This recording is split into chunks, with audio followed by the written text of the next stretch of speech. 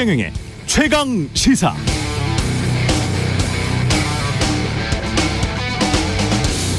법인세 인하가 투자를 확대시킨다는 건 설이지 증명된 일이 없다. 유럽에서도 GDP 대비 투자액을 보면 법인세가 거의 30% 가까이 되는 스위스, 독일이 많이 하고, 오히려 법인세가 19%인 영국의 GDP 대비 투자 비율은 독일, 스위스에 비해서 한참 떨어진다.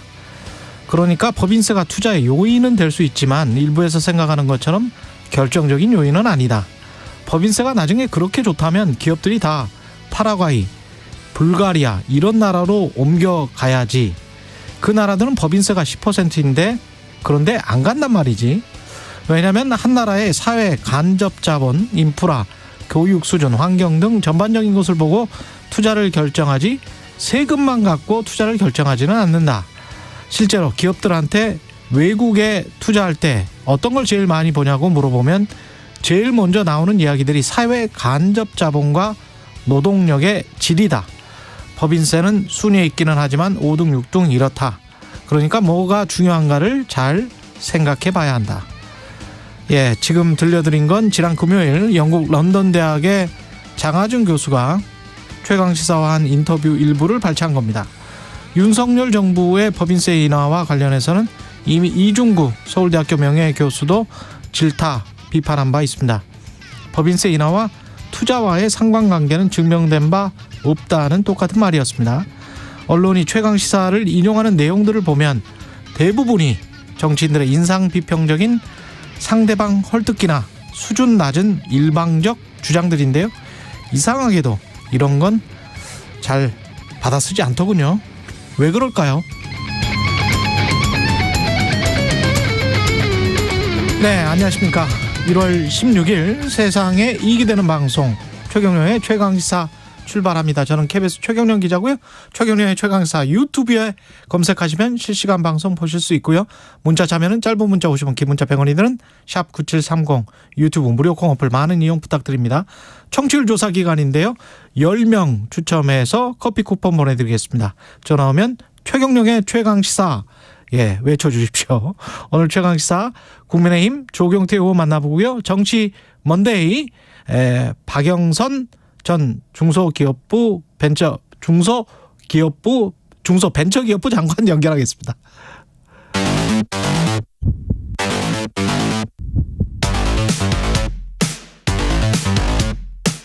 오늘 아침 가장 뜨거운 뉴스 언박싱.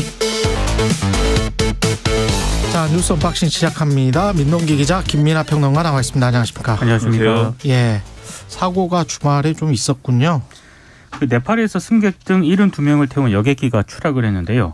일단 탑승객 가운데 한국인 2명이 포함된 것으로 확인이 됐습니다. 외교부가 현장에 주 네팔 한국 대사관 직원을 급파했는데 AP통신 보도 등에 따르면 적어도 68명이 지금 숨진 것으로 확인이 되고 있습니다. 이번에 사고가 난 비행기는 단거리용 쌍발 프로펠러 항공인데요. 제작된 지 15년이 된 것으로 지금 확인이 되고 있습니다. 그리고 또 빙판 사고도 있었습니다. 지금 날씨가 춥기 때문에 도로가 많이 얼어있는 그런 상황인데 어제 밤 9시 11분께 경기 포천시 구리 포천 고속도로 포천 방향 밀락 IC 인근 도로에서 차량 한 40대가 연쇄 추돌하는 그런 사고가 발생을 했습니다. 예. 지금까지 파악된 인명피해는 사망 1명, 중상 3명, 경상 21명 등인데요. 일단 소방당국은 도로 결빙 구역에서 차량이 미끄러지면서 사고가 난 것으로 추정을 하고 있고요. 역시 어젯밤 7시 5분께 역시 포천시에서도 차량 14대가 충돌을 해서 경상자 3명이 발생했습니다. 도로가 굉장히 미끄럽기 때문에 그렇죠. 운전을 좀 조심을 하셔야 될 것 같습니다. 조심하셔야 되겠습니다. 오늘도 약간 추워졌고요. 예, 블랙아이스, 살얼음 조심하시기 바랍니다. 한국과 아랍에미리트 정상 간의 회담이 있었는데 좋은 소식이 있습니다. 그러니까 윤석열 대통령이 지금 아랍에미리트를 14일부터 17일까지 3박 4일 일정으로 국빈 방문 중인데요. 양국이 특별 전략적 동반자 관계를 최고 수준으로 발전시키기로 했습니다. 예. 아랍에미리트 측이 한국에 300억 달러, 한화 약 40조 원을 투자하기로 일단 했는데요. 이 300억 달러는 아부다비 투자청의 국부 펀드를 포함해서 전체 아랍에미리트 차원의 투자 액수가 될 것이라는 게 대통령실의 설명입니다. 이번 투자 규모는 아랍에미리트가 개별 국가와 약정한 투자의 가운데 가장 많다는 게 대통령실의 설명인데 다만 투자 시점이라든가 대상 등이 명확히 규정되지 않았기 때문에 예. 이걸 얼마나 현실화시키느냐 이게 관건이 될 것으로 보이는데요. MOU일 뿐이라는 거죠? 그렇습니다. 예. 일단 대통령실의 설명은 이 모하메드 대통령이 구두로 윤 대통령에게 직접 투자 결정을 밝혔기 때문에 상당히 현실화될 가능성이 높다는 게 대통령실의 설명입니다. 대통령실은 상당히 이제 그 아랍에미리트에서 대접을 좋게 해줬다 이 점을 강조를 하고 있습니다. 그래서 예. 뭐 의전도 상당히 이제 뭐 최고의 의전을 했고 왜 국빈 방문이니까 그리고 무슨 뭐 이런 아랍에미리트 측에서 조명도 우리 이제 태극기처럼 이렇게 쏴가지고 그것도 멋있었다 그렇죠. 뭐 이런 것도 강조하고 그러는데 저는 이제 MOU를 이렇게 뭐 큰 액수를 가지고 이제 양해각서를 맺은 것 자체를 뭐 폄하하고 싶은 마음은 없습니다. 당연히 이제 이것을 시작으로 해서 실질적인 이제 우리 국익의 어떤 도움이 되는 투자로 이어지는 과정이나 이런 것들을 잘 챙겨야 되는 것이죠. 그렇기 때문에 당연히 이제 좋은 일인데 이것을 실질적인 투자로 만들기 위해서 어떤 계획을 가지고 어떻게 접근할 것이냐에 대해서 그거에 대해서 앞으로도 계속 챙겨가면서 이것을 이제 지켜야 된다. 왜냐하면 역대 정부에서도 항상 보면은 뭐 어디 해외 순방에 갔는데 대통령이 MOU를 뭐 굉장히 많이 맺었고 엄청난 그 액수고 뭐 이런 얘기를 다 했어요. 이전에도. 지나고 나면. 그렇죠. 근데 지나고 나면 뭐 그 얘기 다 어디로 갔나 싶은 생각이 들고 그 나라에 그 다음 대통령이 또 가서 또 맺거든요. 양해각서를. 근데 그런 일만 계속 일어나다 보니까 늘 약속만 하는 것 그렇죠. 같은. 약속을 뭐 2번, 3번씩 하는 것 같은 느낌도 들고 예. 그렇지 않도록 이번에는 정말 이것을 실질적인 투자로 유치를 하자 이런 생각입니다. 어디에 무엇을 어떻게 투자를 할지도 잘 모르겠고 기업이나 사업권이나 뭐 우리나라 땅에 투자를 한다는 건지 뭘 아랍에미레이트는 뭘 가져간다는 건지 그거는 아직 그런 잘 구체적인 모르니까. 내용은 아직 예. 공개가 되지 않고 있습니다. 그런데 그 아크 부대를 아랍에미레이트는 아크 부대를 방문을 했는데 윤석열 대통령이 이런 이야기를 했군요.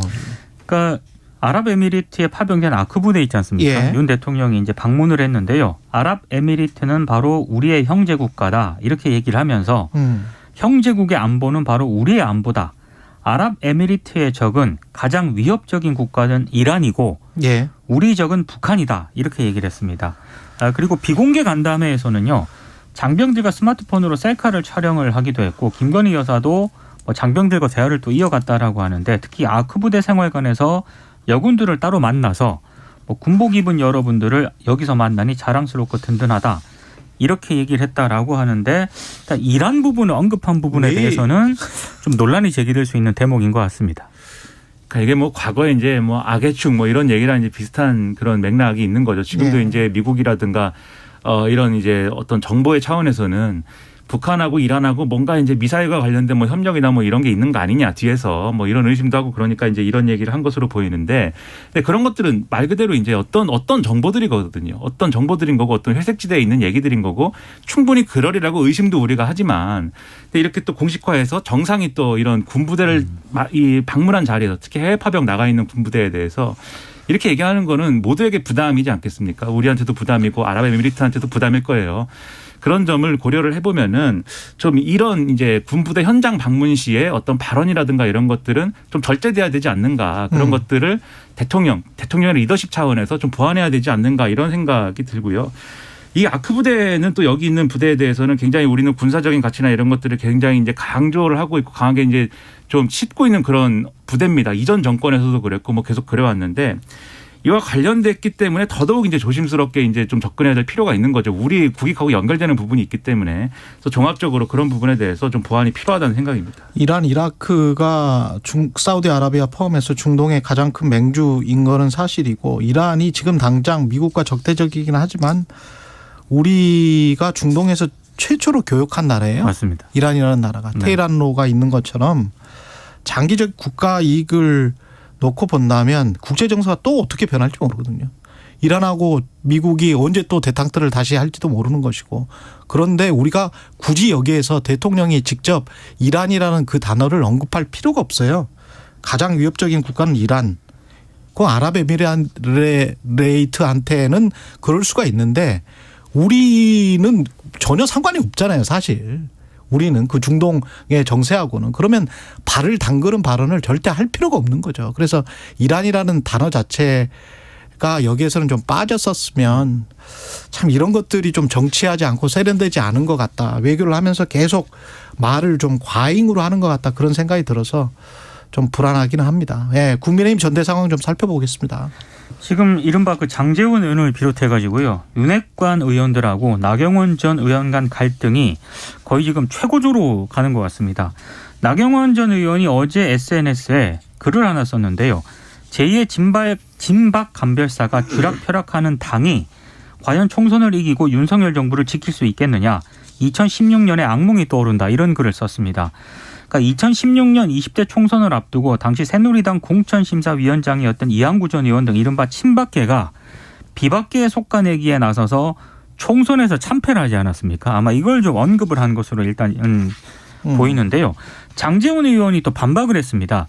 결코 자신은 제2의 진박 감별사가 될 생각이 없으니까 나경원 전 의원도 제2의 유승민이 되지 말기를 바란다. 이렇게 응수를 했고요. 배현진, 박수영 의원 등 이른바 윤핵관들도 나경원 전 의원의 상황을 그 할리우드 영화 나홀로 집에 있지 않습니까? 예. 거기에 나자를 나경원 전 의원의 나자를 한자를 써가지고 나홀로 집에라는 표현을 또 SNS에 올리면서 안타깝다 이렇게 얘기를 했는데요. 일단 여권에서는 윤핵관에 대한 비판과 당 분열 우려가 계속 쏟아지고 있습니다. 뭐 서병수 의원, 김영호 전 국회의장, 안철수 의원, 유승민 전 의원 등이 일제히 좀 윤핵관에 대해서 비판적인 목소리를 지금 내고 있는 그런 상황이거든요. 예. 굉장히 갈등이 점입가경으로 좀 치닫고 있습니다. 그건 당권 주자 당사자인 김기현 의원은 갑자기 어디로 가고 장제원 의원이 갑자기 이렇게 나와서 대통령이 그 순방하는 기간 동안에 김장년대 김장을 실제로 담그시는 분은 장제원 의원인 것 같아요. 그런 것 같습니다. 이렇게 나서가지고 이제 어떤 전선을 이끌고 있는데 이런 모습들이 뭐 각자가 생각하는 그 주판알들이 있겠죠. 네. 그래서 장제원 의원은 뭐 어쨌든 간에 나경원 전 의원이 출마한 거에 대해서 이 나경원 전 의원을 왜 이렇게 미워할까라는 의구심들이 당원들한테 있을 텐데 계속해서 확실하게 나경원 전 의원은 아니야 이 신호를 계속 주는 것이고 나경원 전 의원 쪽은 우리가 윤석열 대통령하고 직접적으로 이렇게 부딪히거나 그렇게까지는 안 하지만 이 비판 여론이 있는 윤핵관하고는 확실하게 정리하겠다. 윤핵관은 윤석열 대통령한테 도움이 안 된다. 이렇게 가는 거죠. 그러다 보니까 그 충돌 지점이 이제 장제원 의원이 될 수밖에 없는 건데 근데 이런 모습들이 바람직한 모습이고 좋은 정치고 뭐 앞으로 도움이 될 것이다라고 보는 이 보수 정치인도 또 유권자도 한 명도 없을 겁니다. 제가 보니까 오늘 조선일보라는 신문의 사설이 제목이 이래요. 진박 운운하다 망한 당에서 재발된 꼴불견 4분. 제목이 이렇고요. 그다음에 이 사설의 마지막 문단이 정말 섬뜩한데 찐박, 대박, 범박, 변박, 쪽박, 탈박 등 각종 파생어가 난무했던 2016년 진박 논란에 국민은 피로감을 넘어 혐오감을 느꼈다. 그 결과가 단순히 총선 참패에 그치지 않고 대통령 탄핵으로 이어졌다는 것을 명심해야 된다. 이렇게 썼거든요. 예. 그러니까 이게 총선에서 불리할 거다를 넘어서서 대통령 탄핵으로 이어졌다는 상황을 언급을 하고 있습니다. 조선일보가 이 정도 얘기할 거면 이 정도 얘기한다는 거는 할 수 있는 최대한의 경고를 지금 하고 있는 거예요. 누구한테도 도움이 안 된다라는 거죠. 이 이해 안 되는 상황을 어떻게 국민들에게 납득을 시키겠습니까? 지금이라도 이런 싸움 그만하고 이런 황당한 싸움을 그만하고 집권 여당으로서 앞으로 대한민국을 어떤 방향으로 이끌고 나가기 위해서 어떤 역할을 윤석열 정권에서 할 것이냐. 이걸 중심에 놓고 좀 논의를 했으면 좋겠습니다. 나홀로 집에가 이제 그게 영화를 얘기하는 게 아니고 나홀로 집에라고 하고 뒤에 느낌표가 붙어 있어요. 네. 나경원 전 의원 집에 가라는 거죠. 그런 조롱이 무슨. 뒤에 느낌표가 있어요? 그렇습니다. 느낌표가 있어요. 그게 뭡니까 그게. 뭐 하는 건지 모르겠습니다. 근데 여기에 지금 앞장서서 나선 의원 중에 이제 가장 선두에 있는 거는 장제원 의원인데 이야기만 짚고 넘어갈게요. 장제원 의원은 한 명의 의원이잖아요. 그래서 여러 가지 그렇죠. 이야기를 할 수도 있겠습니다만은 본인이 진짜 윤핵관이고 윤석열 대통령의 의중을 지금 대변하는 걸로 언론에 비춰지잖아요. 그럼 이게 지금 서로 간에 의중이 왔다 갔다 해서 윤석열 대통령을 마치 복화술처럼 윤석열 대통령의 말을 대신하는 거라면 대통령실이 견제를 해야 되지 않나요? 근데 대통령실이 이거는 본인의 의중이 아니니까 윤석열의 의중이 아니기 때문에 장제원은 그만 이야기해라. 왜냐하면 장제원 의원도 그냥 의원일 뿐이잖아요. 본인이 지금 출마한다는 이야기는 아니죠. 그렇죠. 근데 이제 뭐 분위기라는 게 있지 않습니까? 그러니까 장제원 의원뿐만이 아니고요. 이번에 그 정진석 비대위원장도 예. 이런 얘기를 했거든요. 이번 전당대회를 대통령을 공격하고 당을 흠집내는 기회로 사용하지 마라. 이런 분들은 당과 선관위가 즉각 제재에 나서겠다. 아니 그러니까 그분은 비대위원장이니까. 근데 이제 그 이런저런 비대위원장이 이런 정도 얘기를 할 정도니까 예. 이제 국민의힘 분위기가 어느 쪽으로 가고 있느냐를 대략 짐작할 수 있는 거고요. 이건 뭐 장제원 의원 같은 경우에는 뭐 여러 얘기가 있지 않습니까? 뭐 출마는 안 하지만 뭐 사무총장도 거론되고 있다 뭐 이런 보도도 이미 나왔기 때문에. 그게 이미 나눠졌다고 생각을 하면 그건 정말 비상식적인 거죠. 그렇죠. 근데 이제 지금 정진석 비대위원장의 경우에는 이 친윤 반윤이라는 말을 쓰지 말자라고 얘기한 건 전 참 좋은 얘기라고 생각하는데, 그런데 그러면서도 이번 전당대회를 대통령을 공격하고 당을 흠집내는 기회로 사용하지 말라 이렇게 얘기했거든요. 그러니까 이거는 자의적인 기준이 아니냐라는 비판이 이제 제기될 수 있고요. 그렇죠. 그다음에 이제 말씀하신 이제 장제원 의원 뭐냐에 대해서는 과거에 잠시 그래서 장제원 의원이 나는 이선 후퇴한다라고 주장하면서 대통령실로부터 뭔가 이제 좀 이 견제를 받았나 싶은 그런 순간도 있었습니다. 근데 최근에 김기현 의원으로 대략 윤심이 쭉 모아지는 것 같은 그런 분위기가 형성된 걸 볼 때, 그리고 민동기 기자님 말씀하신 것처럼 장제원 의원이 아마도 김기현 체제에서 사무총장을 맡지 않을까라는 이 여의도 호사가들, 여의도 주변에서 이런 얘기가 나오는 걸로 볼 때, 그리고 윤석열 대통령은 다음 총선에서 이 자신과 가까운 사람들을 주로 공천을 해가지고 총선에서 다수당도 되고 그 다수당에서도 윤석열 대통령의 리더십에 따르는 사람들이 다수였으면 좋겠다. 이런 생각을 하지 않을까라는 전망이 나오는 걸로 볼 때 퍼즐이 쭉 맞춰지는 그림이 있는 거고, 그래서 장제원 의원이 중심에 있는 거 아니야, 이 의심이 있는 거거든요. 그래서 근데 그렇게 생각하면 뭐 대통령이 당권 개입을 아주 당연하게 지금 여기는 거잖아요. 그렇죠. 그래서 당권 개입을 하지 말라고 오늘 뭐 일부 신문 같은 경우에는 뭐 사설이나 칼럼을 통해서 비판을 하고도 있거든요. 그러니까 지금 장제원 의원이 이렇게 얘기한 거에 대해서 대통령실이 아무 말도 없다는 것은 그 역으로 해석을 하면은 결국엔 일정 부분 뭐 그 일정 부분 동일하고 있다, 이런 해석도 가능한 대목입니다. 순리대로 풀 수 있는 문제를 왜 이렇게 합니까? 잘 이해가 안 됩니다. 예. 그리고 벌써 마지막 뉴스네요. 예. 외교부가 MBC 상대로 정정보도 청구 소송을 제기했습니다. 그러니까 이른바 윤 대통령이 비속어 발언을 보도했던 MBC를 상대로 외교부가 이제 정정보도 청구 소송을 제기했는데요. 원고가 박진 외교부 장관이고요. 피고가 박성재 MBC 대표이사거든요. 근데 일단 뭐 정정보도 소송을 갈 수는 있는데 논란이 좀 제기가 되고 있습니다. 일단 외교부 장관이 윤 대통령 대신에 소송에 나서는 거지 않습니까? 그러니까 당사자 적격성 문제가 일단 불거질 가능성이 제기가 되고 있는데요. 일단 박진 외교부 장관은 보도가 된 발언의 당사자가 아니기 때문에 이게 적절하냐라는 게 언론계 쪽에 나오는 비판이고, 여기에 대해서 외교부는 한미 관계를 총괄하는 부처로서 이 보도의 가장 큰 피해자가 바로 외교부다. 그래서 소송 당사자 적격성을 가진다. 이렇게 해명을 하고는 있습니다만 논란이 좀 제기되는 대목인 것 같습니다. 외교부예요? 대통령이 아니고? 네. 외교부가 뭐 외교 업무를 함에 있어서 뭐 피해를 봤다고 주장할 수는 있겠는데, 저는 뭐 다 좋습니다. 당사자 적격성이건 뭐건 뭐 다 좋은데, 이 소송을 통해서 그러면 이 재판을 통해서 밝혀져야 될 거는 그러면 실제로는 뭐냐, 진실이. 그렇죠. 실제로는 윤석열 대통령이 어떤 발언을 한 것을 MBC가 어떻게 왜곡 보도해가지고 외교부가 하고 있는 일에 영향을 미친 거냐가 규명이 돼야 돼요. 그런 규명 없이 이게 뭐 단지 그냥 아무 어떤 맥락 없이 그냥 MBC가 이렇게 보도한 건 잘못이다라는 걸로 끝나면 그거는 언론에 대한 정확한 어떤 그러한 뭐 이 언론의 역할에 대한 이해가 아닌 거거든요. 법정에서 대통령이 진술할 수도 없고. 그렇죠. 그러니까 최소한 그거를 확인할 수 있는 이 재판이 돼야지, 그렇지 않으면 이거는 굉장히 무의미하게 시간 끌다가 별 소득 없는 결론으로 끝날 가능성이 높다고 저는 생각합니다. 5589님이 MZ세대 좌미나 우동기 항상 응원합니다라고 말씀하시는데, 응원하시는 거는 좋은데 MZ세대는 아니에요. 저는 M은 맞습니다. 네. 거짓말하지 마세요. MG의 M 정도. 이런 식으로 따지면 저도 MZ세대입니다. 그러시죠, 그러면. 그렇게 하시죠. 네. 뉴스 언박싱 민동기 기자, 김민아 평론가였습니다. 고맙습니다. 고맙습니다. KBS 1라디오 최경영의 최강시사 듣고 계신 지금 시각 7시 39분입니다. 출근길 날씨 정보입니다. 어제 아침보다 기온이 3도에서 8도나 떨어졌고 찬바람이 불고 있어 춥습니다. 지금 서울이 영하 5.7도, 대구 영하 2.5도 등을 보이고 있습니다. 낮 기온은 서울 영하 1도, 광주 2도, 부산 7도 등에 머물며 어제보다 낮겠고요. 내일은 기온이 더 떨어질 전망입니다. 강원 영동 지역은 오전까지 1cm 안팎의 눈이 조금 더 내리겠고, 동해안과 제주도에는 눈이 날리는 막히는 곳이 있겠습니다. 그 밖에 전국은 오늘 차차 맑아지겠지만 길이 얼어서 미끄러운 곳이 많으니까요. 주의하시기 바랍니다. 현재 서울의 기온은 영하 5.7도입니다. 날씨 정보 송소진입니다. 이어서 이 시각 교통 상황을 KBS 교통정보센터 이승미 씨가 전해드립니다. 네, 이 시각 교통정보입니다. 떨어진 기온에 도로가 얼어서 미끄럽습니다. 조심 운전하셔야겠습니다. 중부 내륙고속도로 양평 방향 남성주 부근에서는 화물차 화재 사고 났습니다. 2차로와 갓길 막고 처리 작업하고 있고요. 수도권 제일순환고속도로 판교에서 구리 방향으로 하남분기점 부근에 고장난 차량이 있었기 때문에 서안암부터 밀리고 있습니다.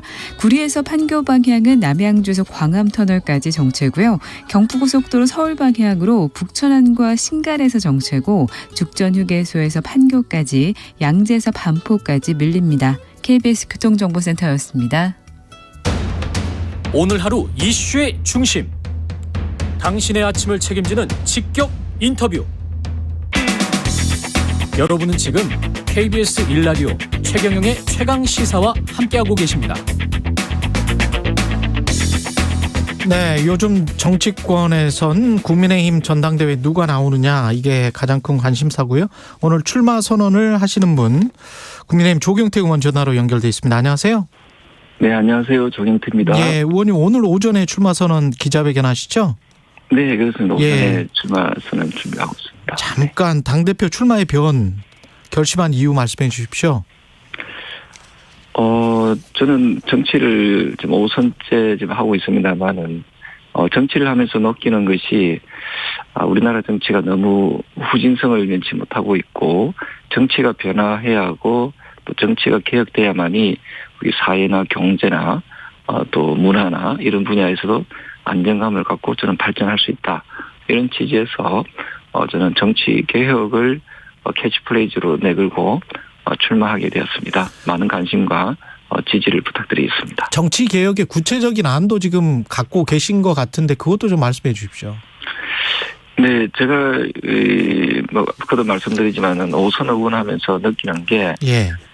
우리 당 국민의힘도 그렇고 또 더불어민주당도 그렇고 여야가 항상 국민의 어떤 뜻에 반하는 서로 정쟁하고 싸우는 이런데 상당히 익숙해져 있습니다. 이런 것을 저는 이제 저지하고 악습의 고리를 끊기 위해서는 3가지 3패 정치 개혁을 해야 된다고 주장하고 있거든요. 예. 구체적으로 말씀드리면 첫 번째로 우리나라가 좀 국회의원 수가 너무 많습니다. 미국 같은 경우에는 유권자 수 63만 명당 1명이라면요. 우리는 아마 16만 명, 17만 명당 1명이기 때문에 미국 기준으로 우리는 한 82명이면 되거든요. 예. 근데 우리는 지금 현재 300명인데 이 숫자를 좀 줄여야 되겠다. 그래서 국회의원 비례대표제 폐지가 첫 번째 제가 개혁 아니고요. 예. 두 번째가 국회의원들이 거짓말하거나 가짜 뉴스 또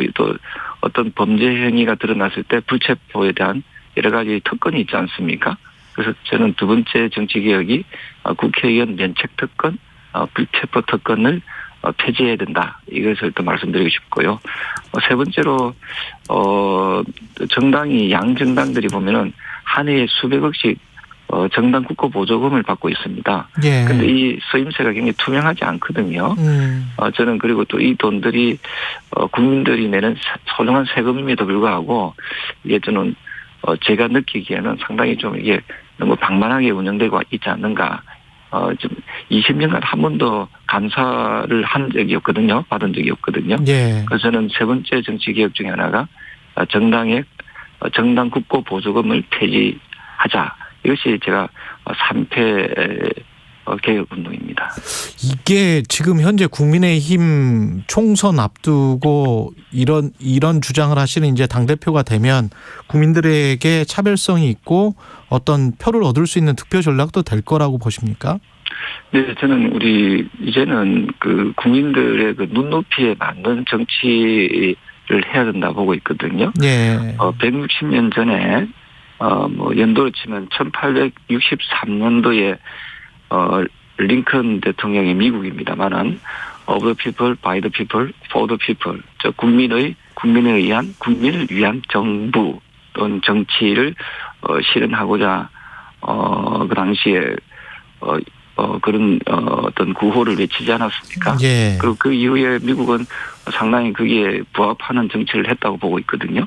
근데 우리는 아직까지 저는 국민을 위한 국민의 정치를 하지 못하고 있다. 저는 그렇게 판단하고 있기 때문에 저는 지금이라도 많이 늦었지만 미국에 비해서 저는 그 정치를 저는 실현시키는 것이 우리 당이 먼저 앞장서서 저는 정치 개혁을 해야 된다 이런 주장을 하고 있는 겁니다. 지금 뭐 당권에 뛰어드셨는데 그 경쟁 구도는 어떻게 보십니까? 김기현, 나경원 이야기를 많이 하고 있습니다.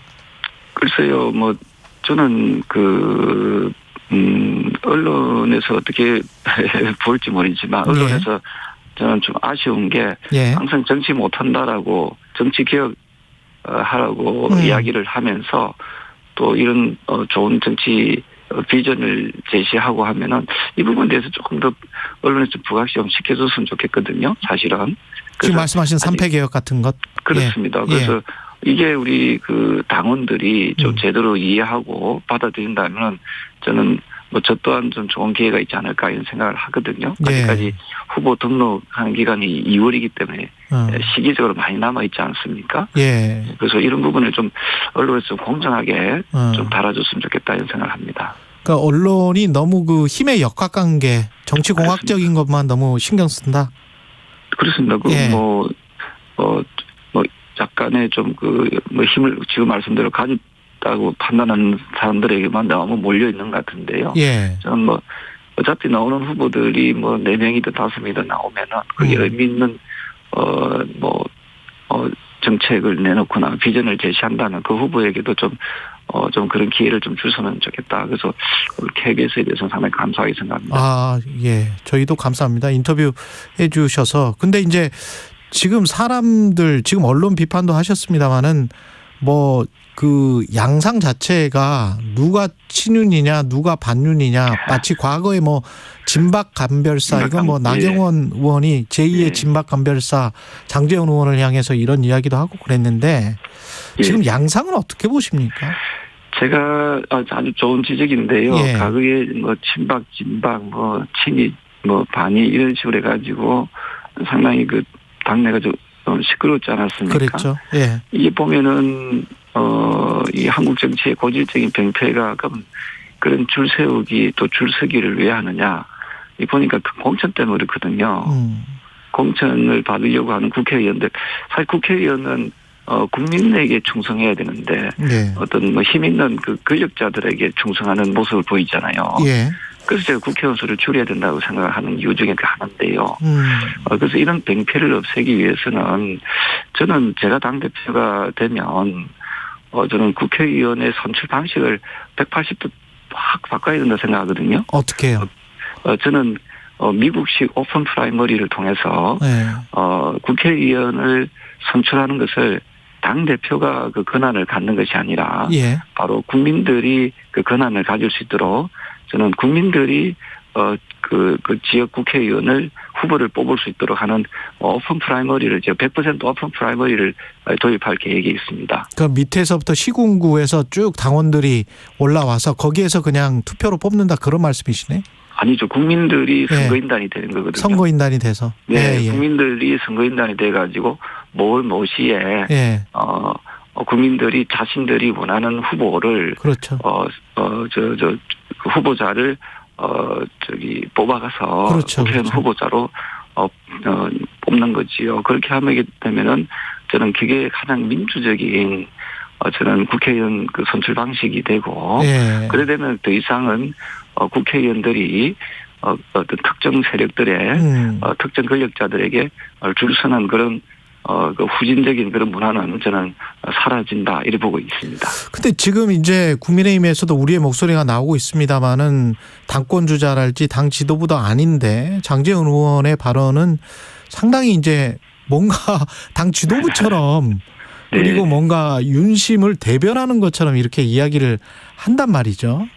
그렇기 때문에 저는 지금 당권 주자들 중에서 공천 제도를 저처럼 이렇게 국민들한테 돌려줘야 된다는 후보자가 없지 않습니까? 아마도 그렇게 공천권을 내려놓는다고 하면 당대표 서로 안 하려고 할걸요.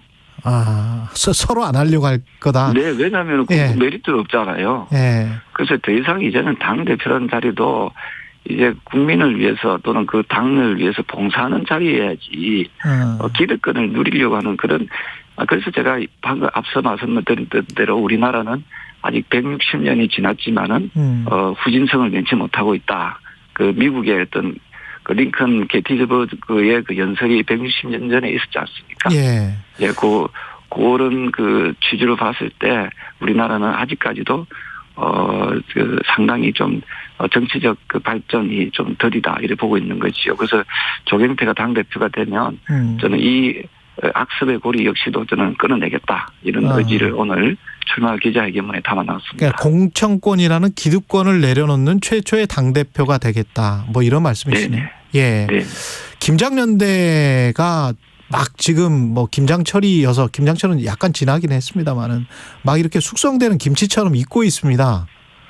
이게 최근 여론조사에서 김기현 의원이 1위 했다라는 그런 여론조사도 나오고 각 경쟁 후보들에 관해서는 어떻게 평가하시는지도 궁금하네요. 글쎄요, 저는 예. 우리 국민의힘 그 책임 당원들이 이제 투표권을 가지고 있지 않습니까? 예. 이 방송을 듣고 계시는 책임 당원 여러분께서는 어떤 단순한 연대나 예. 어떤 뭐 힘의 그 역학관계에서 어떤 후보를 뽑으려고 하지 말고 예.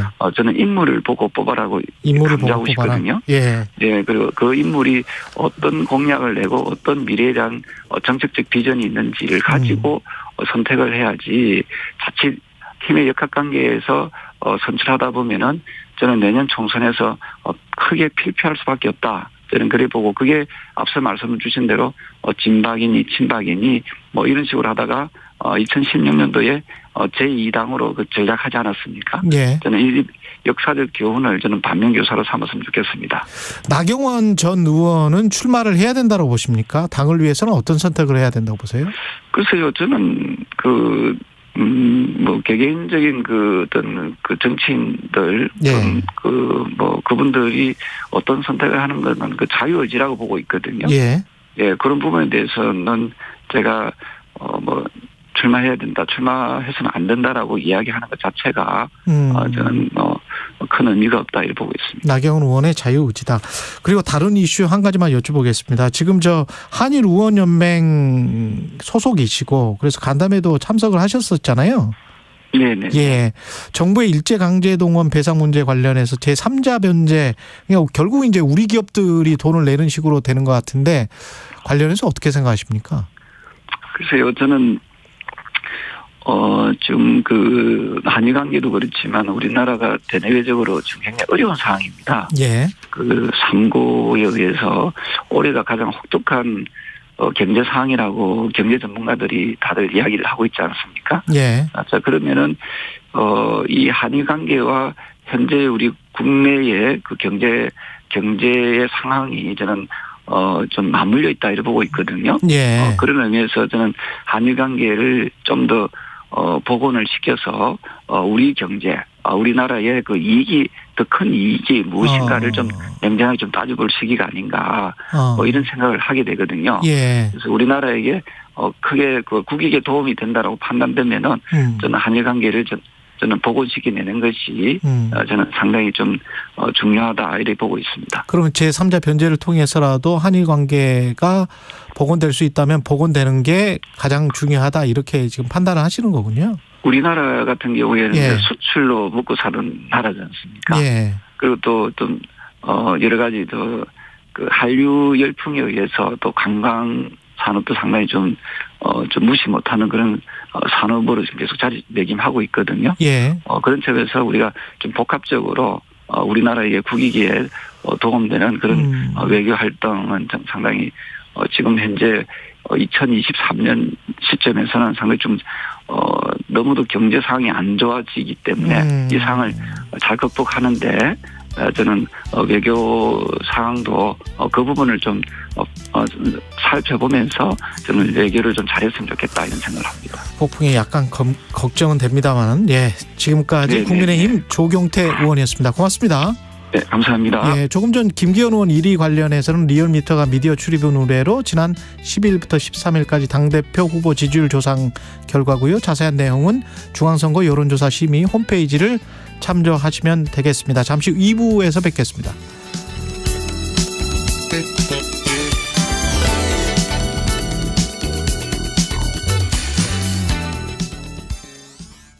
나무는 그냥 둬도 잘 자라지 않나요? 숲을 가꾸는 사람이 따로 있나요? 우리에게 깨끗한 자원과 삶의 터전을 제공하는 숲. 숲을 가꾸는 여러분들을 위해 산림경영 컨설팅이 있습니다. 나무를 심고 임산물을 재배하고 숲속에서 휴식과 즐거움을 찾는 일. 관심을 갖고 더 자세히 할수록 숲이 풍요로워지고 우리들의 삶도 채워집니다. 미래의 아이들도 산림의 혜택을 누릴 수 있도록 지속가능한 숲 가꾸기에 동참해주세요. 이 캠페인은 SJ 산림조합이 함께합니다. 정부가 결국 국제통화기금 IMF의 구제 금융을 받아들이기로 결정했습니다. 이러한 시장을 안정시키기 위해 정부의 모든 능력을 총동원하고자 합니다. 2023 KBS 연중기획 기억을 기록하다. 예, 저는 한국생명에 입사해서 2005년도 노조활동하다가 해고됐고요. 2012년에 금융정의연대를 만들어서 활동하고 있습니다. IMF 하면 딱 떠오르는 게 구조조정이었죠. 직원들이 눈물의 희망퇴직을 했고 제가 근무했던 부서는 없어졌고 저희들은 경제가 불안하다 안 믿었죠. 저희조차도 지나가는 그냥 태풍 정도로 생각했지 국가 경제가 부도를 선언할 줄은 꿈에도 생각을 못했는데 부도가 선언되고 나서 도대체 우리가 뭘 잘못했는지에 대한 억울함 그리고 정리해고자라는 그 주홍 글씨가 너무나 싫었어요. 제가 그때 대출 담당을 해서 잘 알거든요. 이자가 10%가 넘었어요. 15%. IMF 때 돈 있는 현금 있는 사람들은 원금을 불리는 돈 없는 대출 받을 사람 같은 경우에는 이제 지옥문이 열린 거죠. 지금도 고금리에서 허덕이고 계시는데 어르신들 그런 이야기 하잖아요. 6.25 때 난리 겪어보지 않으면 그런 난리가 없었다고. 저희들에게는 IMF가 6.25와 같은 난리였습니다. IMF 당시 금융사에서 일하던 금융정의연대 김득희 대표는 기억합니다. 하루가 멀다 하고 실업과 파산, 부도 소식이 줄을 이었습니다. 과연 벗어날 수 있을까? IMF는 3년 8개월 만에 끝이 났지만 아팠던 상처는 남아있습니다. 당신과 대한민국의 기억, KBS가 기록합니다.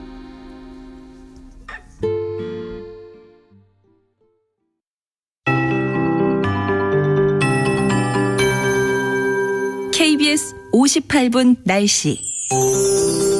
밤사이 기온이 크게 떨어지면서 수도권과 강원도는 곳곳에 한파주의보가 내려졌습니다. 지금 어제 아침보다 3도에서 8도나 기온이 낮고요. 강하게 부는 찬바람에 체감온도는 더 떨어져 있습니다. 현재 서울의 기온이 영하 6.1도인데 체감온도는 영하 11도로 나타나고 있고 대구의 현재 기온은 영하 2.3도지만 영하 7도 정도로 느껴지고 있는 상태입니다. 낮 기온도 많이 오르지 못하겠습니다. 서울이 영하 1도, 대전, 광주 2도, 제주 4도, 부산 7도 등으로 중북부 지방은 종일 영하권에 머물겠고요. 내일은 오늘보다 더 추워질 전망입니다. 아직 중북부 지방은 대체로 흐린 가운데 일부 지역에 눈이 날리고 있고 도로가 얼어서 미끄러운 곳이 많아 주의하셔야겠습니다. 강원 영동에는 오전까지 1cm 안팎의 눈이 조금 더 내리는 곳이 있겠고요. 그 밖에 전국은 차차 맑아지겠습니다. 해안가와 제주도에는 오늘까지 바람이 강하게 불겠고 동해안 지역은 높은 너울을 주의하셔야겠습니다. 수요일과 목요일에는 잠시 평년 기온을 회복하겠지만 주 후반에는 더 강한 추위가 찾아오면서 설 연휴까지 이어질 전망입니다.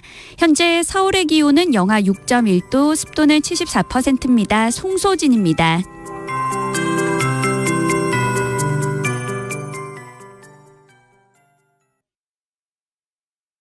정성을 다하는 국민의 방송 KBS가 8시를 알려드립니다. AM 711kHz, FM 97.3MHz, KBS 1라디오입니다. HLKA.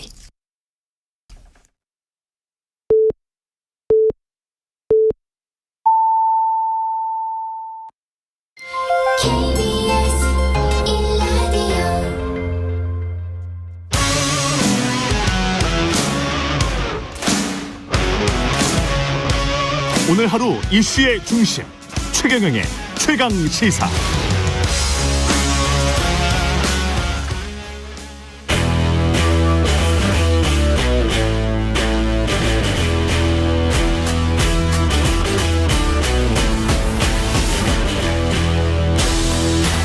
네, 월간으로 정치 고수들과 이야기를 나눠보는 시간, 정치 먼데이.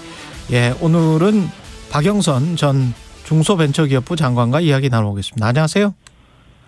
네, 안녕하세요. 예, 정치 먼데이는 제가 약간 사투리를 섞어서 이야기를 했는데 거기 지금 미국에 계시잖아요.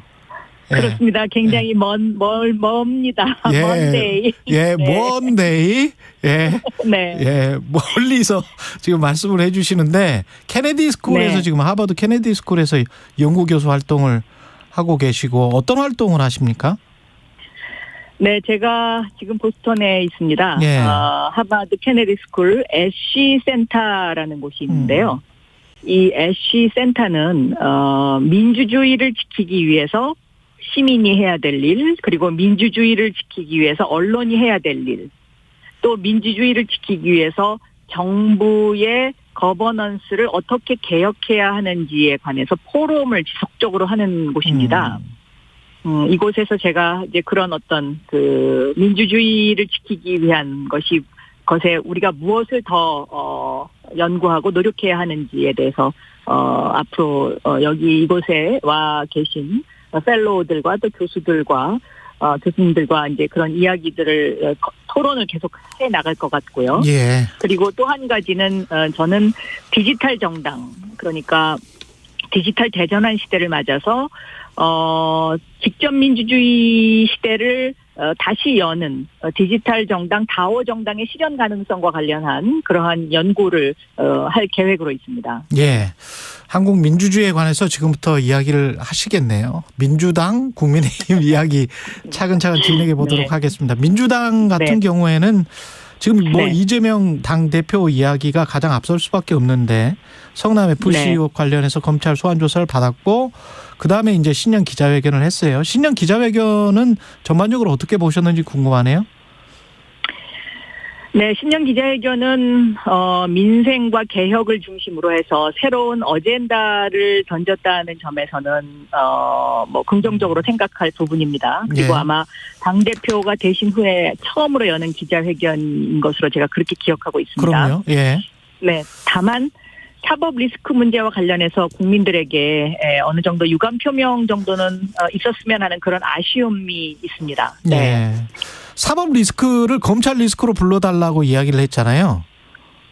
네, 뭐 저는 뭐 그것도 좋습니다. 왜냐하면 아직까지 기소된 것도 아니고 검찰이 조사가 진행되고 있으니까 뭐 검찰 리스크라고 해도 저는 뭐 크게 벗어나지는 않는다고 생각합니다. 시점상. 예. 네. 그러나 앞으로 검찰이 이재명 당대표도 이야기하듯이 기소할 게 뻔한 답정 기소 상황인 거잖아요. 검찰의 입장에서는 상황을 이렇게까지 만들어 놓고 기소를 하지 않는다 그러면 마치 닥쳤던 개가 하늘을 쳐다보는 격이 되겠죠. 예. 그렇기 때문에 기소를 할 것이다라는 것은 뭐 거의 90% 이상의 확률로 보입니다. 네. 예. 구속영장 청구까지 가능할 걸로 보세요? 저는 현재 나와 있는 정황으로는 구속영장 청구까지 가는 거는 검찰이 너무 엑셀러이터를 너무 세게 밟는 것 아닌가 이렇게 생각하고 있습니다. 예. 한때 우리가 검찰을 브레이크 없는 뭐 벤츠 이렇게 부르기도 했는데요. 검찰이 그러한 모습으로 다시 비춰진다 그러면 국민들에게 신뢰를 계속해서 받기가 힘들지 않을까 저는 그렇게 보고 있습니다. 네. 성남 FC 관련해서는 그렇고 그러면 지금 저 김성태 전 쌍방울 회장이 17일 귀국할 예정인 것 같은데 이 네. 변호사비 대납과 관련해서 이제 자꾸 이제 검찰에서는 이야기를 하고 있는 것 같습니다. 이 네. 관련된 사안들도 좀 들여다보셨어요? 뭐 그 여러 가지 정황을 보면은요. 예. 예를 들면 대장동 사건도요. 엄청나게 지금 뭐 검찰이 이 대장동 사건에 대해서 전력 투구를 했는데 예. 실질적으로 아직까지 이재명 대표와 관련된 연결고리를 확실하게 찾아낸 것으로는 보이지 않습니다. 그런 것 같지는 않죠. 예. 네. 이 쌍방울 사건도 저는 마찬가지일 거다라고 생각합니다. 그러니까 뭐 검찰 입장에서는 변호사비 대납을 했다라는 어떤 그런 정황을 확실하게 이렇게 설정을 해놓고 그림을 그려놓고 이제 수사를 몰아가는 거죠. 예. 그런데 그런 의혹에 대해서 검찰이 과연 이것이 이재명 대표와 바로 직선적으로 연결되는 어떤 직접적인 연결이 있느냐 하는 그 부분에 대한 수사는 이제부터 시작이 아닐까 저는 그렇게 보고 있습니다. 네. 그러니까 다 이렇게 점선으로만 실선이 아닌 점선으로만 연결돼 있고 아주 애매모호한 회색의 상황이기 때문에 이런 상황에서 총선이 한 1년 3개월 정도 남았으면 민주당은 네. 어떻게 대응해야 되는지 그게 궁금합니다. 지금 뭐 예를 들어서 윤석열 정부나 검찰의 입장에서는요. 예. 이것을 속전속결할 이유가 없습니다. 그러니까 예. 계속해서 민주당을 그냥 케이오스 상태로 만드는 것이 가장 큰 총선 전략이죠. 혼란스러운 상태. 혼란스러운 상태로. 그렇기 예. 때문에 저는 계속해서 검찰이나 윤석열 정부에서 이재명 대표에 대해서 질질 엿가락 늘리듯이 그렇게 수사를 끌고 갈 것이다. 저는 처음부터 그렇게 생각하고 있었습니다. 예. 근데 지금 상황 자체가 그렇게 흘러가고 있고요. 예. 그래서 올 상반기를 넘기게 되면 민주당 입장에서는 내년 총선 준비를 하는데 시간이 빠듯하게 됩니다. 상반기를 넘어가게 되면 예. 그렇습니다. 네, 굉장히 빠듯하게 되죠. 그렇기 때문에 제가 늘 주장했듯이 민주당은 확실하게 투트랙 전략으로 가야 됩니다. 예. 이재명 당대표의 사법 리스크와 그리고 우리 민주당이 서민과 중산층을 위한 정당으로서 어떠한 포지션을 택하고 그다음에 개혁의 방점을 찍으면서 개혁 이슈를 선점하는 이 투트랙 전략의 확실한 어떤 그림이 마련돼야 된다. 저는 이렇게 보고 있습니다. 그 그림이 마련되기 위해서 이재명 당대표가 뭔가 결단을 내려야 되나요? 본인에게 결단을 내리라고 이야기하기에는 지금 시기적으로 좀 빠른 모양새입니다. 시기적으로 빠르다. 그리고, 예. 네. 그리고 이 진행되는 모든 사건들이 이재명 대표만이 제일 정확하게 알 수 있는 상황이기 때문에 제3자가 감나라 대추나라 하기에도 굉장히 이것이 좀 어색한 정황이 만들어지는 경우가 많이 있을 거라고 생각합니다. 그러네요. 왜냐하면 윤석열 정부의 이런 어떤 검찰 리스크와 관련해서 단일 대오로 싸울 때는 단일 대오로 싸워야 되고 또 이것을 분리해야 될 때는 분리해야 되는데요. 예. 저는 여기서 이 분리해야 되는 부분과 단일 대오로 싸워야 되는 부분도 민주당에서 정리를 할 필요가 있다. 그러니까 단일 대오로 싸워야 될 부분은 이것이 공익의 어떤 문제를 해친다고 생각할 때. 예. 그럴 때는 저는 단일 대오로 싸워야 된다고 생각합니다. 그러나 이것은 개인, 사익의 어떤 문제가 있었다고 생각할 때는 이건 반드시 투트랙으로 분리해야 됩니다. 네. 예. 근데 사건별로 그러면 좀 구체적으로 들어가 보면 이게 공익적 문제다. 그러니까 전부 다 어떤 검찰의 정치 탄압으로 볼 수 있다, 없다. 이 판단을 해야 될 것 같은데 이게 그렇습니다. 사건별로 될까요? 그래서 저는 민주당의 율사 출신 의원들이 예. 지금 머리를 맞대고 이 부분을 국민들에게 좀 더 명확하게 설명할 필요가 있지 않나 싶습니다. 저는 개인적으로 그동안 이재명 당대표도 율사 출신이기 때문에 예. 이런 부분에 대한 국민에게 설명하기를 제가 굉장히 바랬었고 또 그렇게 촉구하기도 했었습니다. 예. 그런데 해를 넘겨서 이것이 잘 되지 않았지 않습니까? 그래서 이제는 민주당이 TF팀을 꾸려서 이 부분을 지금 지적하신 그 부분을 분명하게 선을 긋고 우리가 민주당이 새롭게 출발하는 어떤 그런 모습을 보여줘야 되지 않을까 그렇게 생각하고 있습니다. 네. 예, 이게 이재명 당 대표가 직접 나서지 않으면 이 선이 확실하게 굵은 실선으로 그어지기가 국민들 보기에는 쉽지는 않을 거는 같아요. 그래서 아까 말씀하실 때 기자회견에서 그 부분에 관해서는 사과를 했어야 되지 않나. 네, 그러니까 유감 표명을 했어야 된다. 네. 예, 유감 표명 정도는 했어요. 유무죄를 다 떠나서. 그렇습니다. 예, 정치적인. 왜냐하면, 왜냐하면 이 문제 때문에 사실 당도 무겁고 국민의 마음도 무겁고 좀 사실 그렇지 않습니까? 그래서 좀 저는 그 정도까지는 하실 필요가 있지 않았나 생각했었는데 그런 점이 좀 아쉽고요. 민주당의 그 율사 출신 의원들이 모여서 TF를 구성하게 되면 이것에 대한 어떤 법률적인 해석이라든가 또 어떤 도의적인 해석이라든가 이런 부분에 대해서 정리를 할 수가 있지 않습니까? 그렇죠. 그래서 그 정리한 부분들을 국민들에게 설명하고 우리는 이 사안은 정치적 탄압으로 본다. 그렇기 때문에 우리가 이것은 우리가 단일 대오로 국민과 함께 싸워 나가겠다.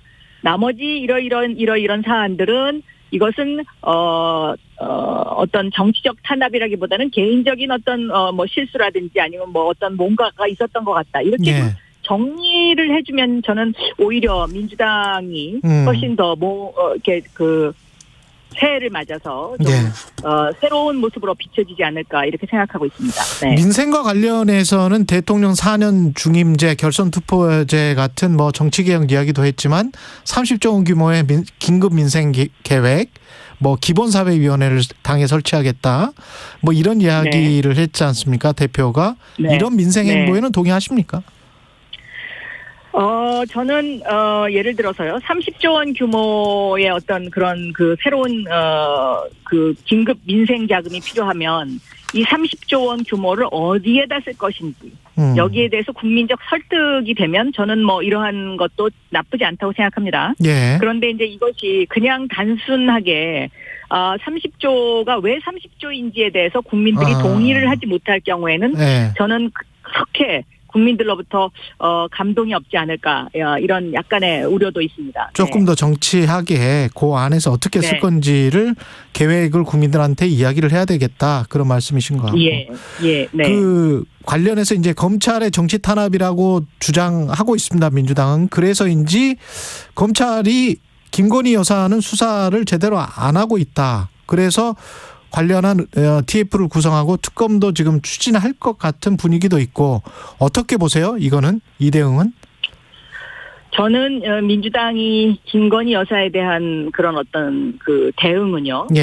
마치 이것이 이재명 대표에 대한 맞대응처럼 국민들에게 느껴진다면 정치 공방처럼 돼버리거든요.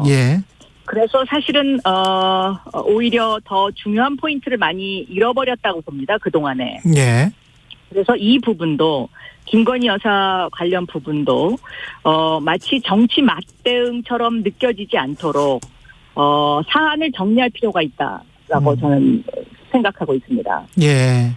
예를 들면 김건희 여사의 도이치모터스 주가 조작 사건과 관련해서는 민주당에서는 이러한 문제들과 관련해서는 왜 검찰이 수사를 하지 않고 있고 또 무엇이 문제인지에 대해서 지금까지 수차례 이야기를 했다고 해도 다시 한번 정리를 할 필요가 있지 않나. 그렇지 않으면 지금 국민들은 똑같은 사안이 계속 반복되고 있기 때문에 마치 이재명 당대표를 검찰이 정치 탄압하니까 우리도 화가 나서 이렇게 맞대응을 해야 되겠다.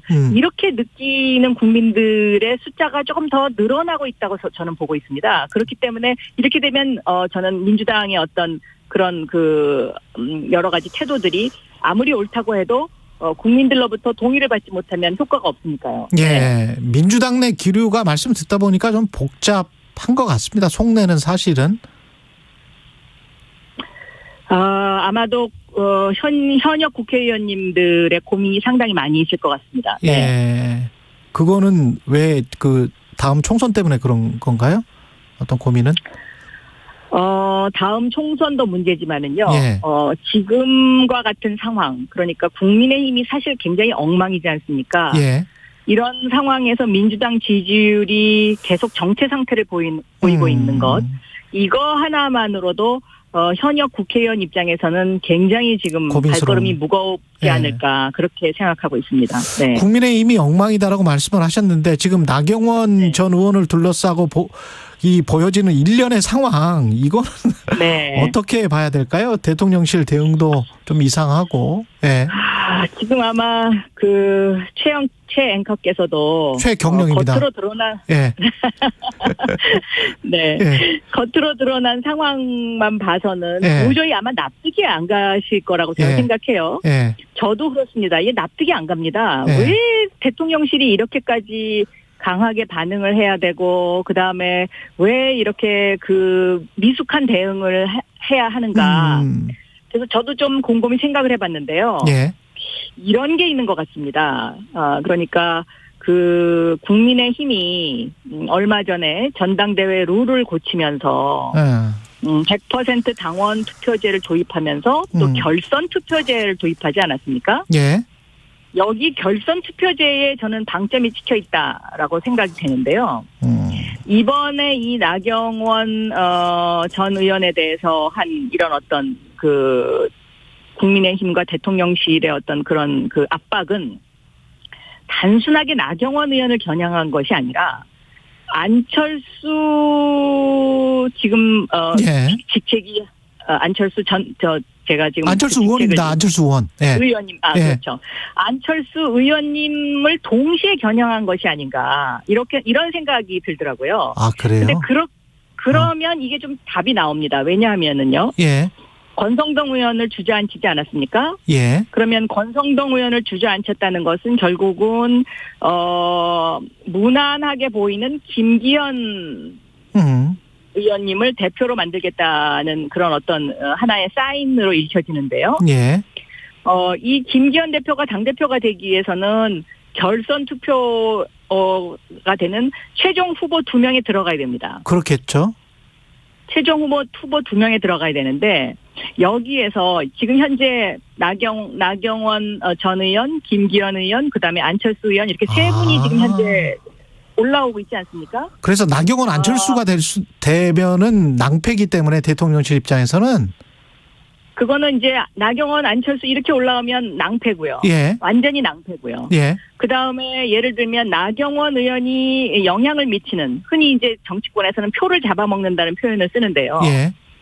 표에 영향을 미치는 표는 아마 김기현 의원 표일 겁니다. 그렇겠죠. 그렇게 되면 어부지리로 안철수 의원이 대표가 될 수 있죠. 아, 그렇죠. 네. 예. 그러면 대통령실은 네. 무엇을 걱정하는 건가요? 나경원이 되는 것도 걱정, 안철수가 되는 것도 걱정, 이렇게 되는 겁니까? 그렇습니다.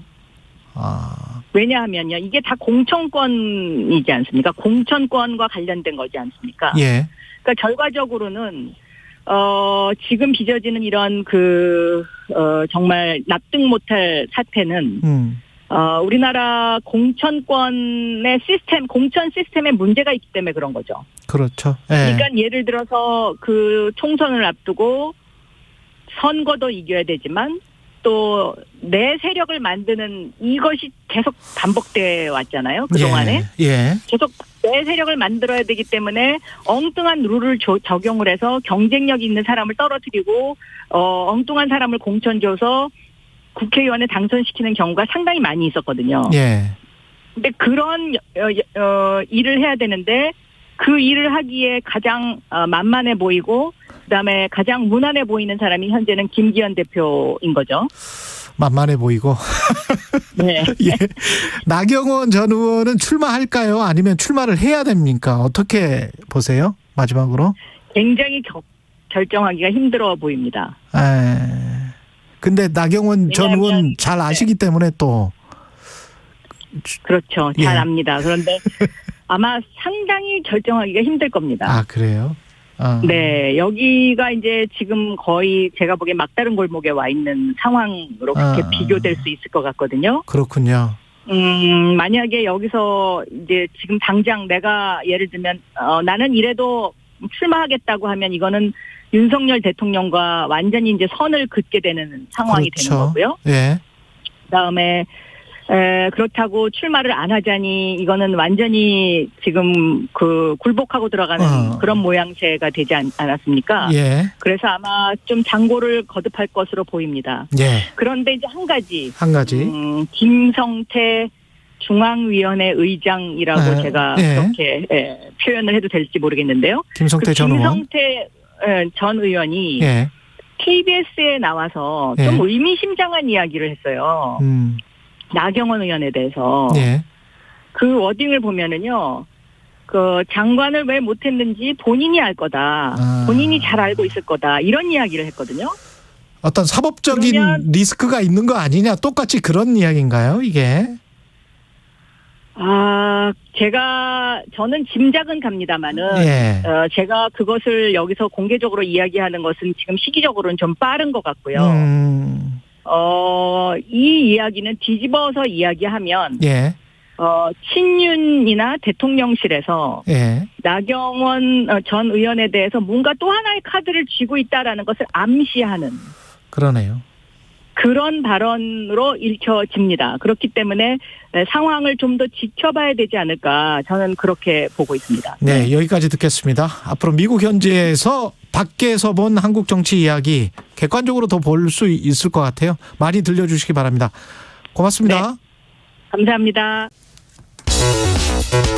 여러분은 지금 KBS 1라디오 최경영의 최강시사와 함께하고 계십니다.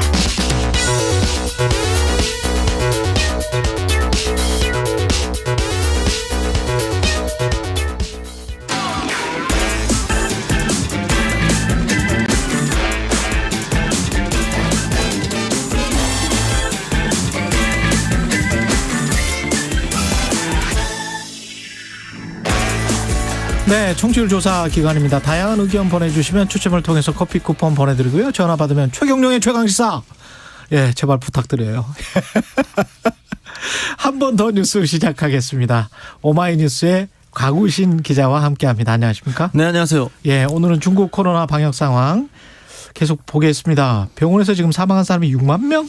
네. 지난 1개월간? 그렇습니다. 예. 그러니까 이제 지난해 12월 8일부터 이번 달 12일까지 중국에서 전국 의료기관 누적 집계한 병원 내 코로나19 감염 관련 사망자가 59,938명, 그러니까 정확히 한 6만 명이 조금 안 됐습니다. 예. 이게 왜 12월 8일부터의 통계가 중요했냐면요. 중국 정부가 방역을 굉장히 완화하는 10개의 조치를 발표한 뒤부터 이게 적용된 한 달 정도를 측정을 한 겁니다. 그래서 중국 정부가 이렇게 기저질환 보유자를 포함해서 포괄적인 사망자 수치를 공개한 것 자체가 처음인데요. 그래서 WHO에서 이례적으로 잘했다고 칭찬도 하고요. 이게 근데 정확하기는 한 겁니까? 뭐 사실은 근데 이것도 병원에서 진료를 받지 못하고 자택에서 사망한 사례는 카운트가 되지 않았기 때문에 실제로는 이것보다 조금 더 많을 것이라고 보이지만 그럼에도 불구하고 이전까지 중국 정부가 발표해왔던 사망자 통계보다는 훨씬 더 신뢰도가 있는 것으로 보입니다. 그러네요. 지금 우리나라에 들어오는 중국발 단기 체류자 입국 상황을 보면은 코로나19 검사 양성률이 그래도 점차 낮아지는 그런 추세입니다. 네, 처음에 비해서는 좀 많이 좋아졌습니다. 이게 보면은 양성률이 지금 8.7%로 한 자릿수대를 유지를 하고 있다고 하는데요. 한때 막 30%까지 넘었었는데 다행히도 이 중국발 입국자에게 음성 확인서 제출을 의무화한 지난 5일부터는 조금씩 낮아지고 있는 추세고요. 그래서 지난 2일부터 전날까지 누적으로 따져 보았을 때는 15.4% 정도를 유지하고 있습니다. 예, 우리 방역 당국이 실내 마스크 관련해서 단계적으로 완화할 방침은 계속 이야기를 했는데 중국발 코로나19 상황 때문에 좀 들어오는 사람들도 있고 어떻게 보세요, 이거는? 그러니까 사실 대내 변수가 굉장히 안정되고 있기 때문에 유일한 대외 변수로 꼽히는 이 중국발 코로나 상황이 중요할 것 같습니다. 그러니까 지금 다른 것들 보게 되면 지금 위중증 환자도 우리나라 지금 500명 아래로 떨어지게 됐고요. 그래서 이게 원래 방역 당국이 실내 마스크 의무 조정 기준 4가지를 제시하면서 이 중에 2가지 이상이면 검토해 볼 수 있겠다고 했는데 이제 3가지가 충족이 된 겁니다.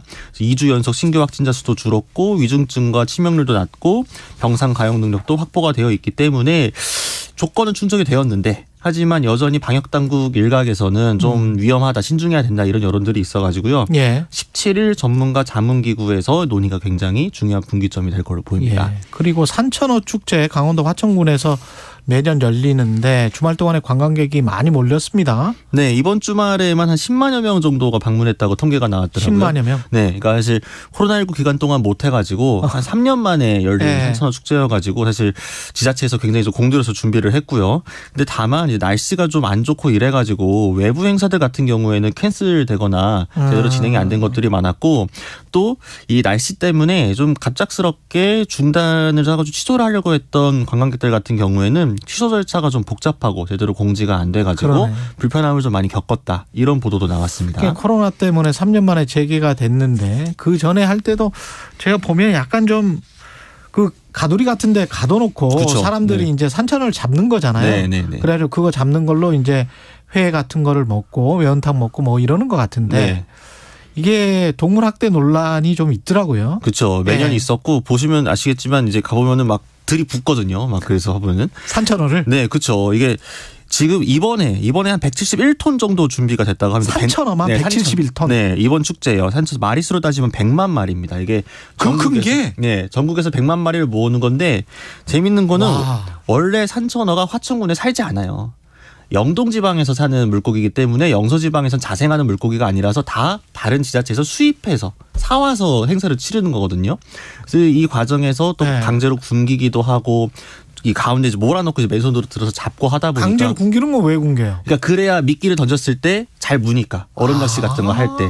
예, 그래서 계속 좁은데 몰아져가지고 이런 식으로 행사를 하는 게 과연 맞느냐. 그래서 일부 사실 살아남는 화천어들도 영서지방에서 날씨가 기온이 수온이 조금만 올라가면 못 버티기 때문에 금방 또 자연사를 하게 되거든요. 그래서 매번 사실 이 동물 시민단체에서는 중단해야 된다 이런 이야기를 하고 있습니다. 이게 일종의 이제 관광축제인데 토속적인 관광축제를 벌리는 건 좋은데 산천어가 원래 그쪽에는 영서지방에서는 안 난다. 그렇죠. 네. 영동지방에서 해야 되는데 화천군이 아이템 차원에서는 그 아이템이라고 하기는 좀 그렇습니다만은 관광 아이템 차원에서는 잘 잡았다고 보여지거든요. 왜냐하면 거의 다 알아요. 산천어 축제. 이제 많이들 아시죠. 산천어 축제 어디서 하는지는. 네. 그런데 알고 보니 화천군에서는 산천어가 안 났었고 이거를 100만 마리나 공수에 와서 풀어서 사람들이 그거를 잡고 이거는 일종의 신용을 하는 것 같기도 하고. 그렇죠. 이게 체험이라고는 하지만요. 그래서 환경부에서 사실 가이드라인도 만들었거든요. 동물 이용 축제 관련할 때 이런 것들을 지키자, 좀 최소한의 동물 복지를 하자라고 한 건데 환경부에서는 좀 뭐라고 할 것 같은데. 네, 근데 이제 가이드라인을 만들었지만 공식적으로 발표를 못 하고 있습니다. 이게 2020년에 만들었는데 지자체들도 그렇고 관련 단체들의 좀 반발이 있다 보니까 그런 여파를 좀 걱정을 해가지고 공개를 하지 못하고 있다고 해서 이 부분도. 이 가이드라인까지 만들어 놓고 왜 발표를 못 하냐. 그러니까 그 내용이 이제 보면은 유관기관과 협조를 해야 될 것 같은데. 지방자치단체하고도. 그렇죠. 특히 이제 맨손으로 잡아서 뭐 공중에 들어 올린다거나 이런 것들이 조금 문제다 이런 식으로 이야기를 하고 있습니다. 그리고 한 1분밖에 안 남았는데 원포인트 국힘 전대분석 국민의힘 출입기자인 곽우신 기자가 보는 대통령실은 왜 이렇게 나경원 전 의원은 그냥 해임까지 해버립니까? 사퇴한다고 했는데. 아니 사실은 그 중간에 나왔던 게 이상했던 거죠. 뭐 애정이 크고 이 메시지가 오히려 튀었던 거죠. 그게 이상했다. 네, 그 전부터 일관적인 그게 있었던 거고. 일관적인 거는 그냥 싫은 거죠. 싫은 거다. 네, 그러니까 나경원 부위원장이 자기 정치한다고 생각을 하는 거고 그래서 저출산 고령사회위를 안정적으로 해주지 않은 거에 대한 불만이 터져 나온 것 같고, 그러니까 이대로 못 보내겠다라는 거죠. 김기현 의원에게. 아까 박영선 전 의원도 이야기했던 게 김성태 전 의원이 한 말이 심상치가 않다. 나경원 나오는 거는 절대 맞겠다. 이 기조가 아주 강한가요? 그러니까 지금 김기현 의원이 지금 최근 여론조사에 상승세를 타고 있잖아요. 그러니까 유일한 걸림돌을 나경원 전 의원으로 보고 있는 것 같습니다. 지금까지 오마이뉴스 곽우신 기자였습니다. 고맙습니다. 감사합니다. 잠시 후 8시 반부터 일부 지역국에서는 해당 지역 방송을 보내드립니다. 손이 시려워 발이 시려워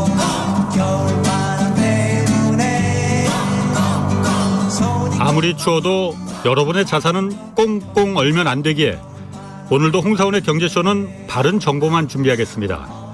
오후 4시 5분 홍사원의 경제쇼 꼭 기억해 주세요.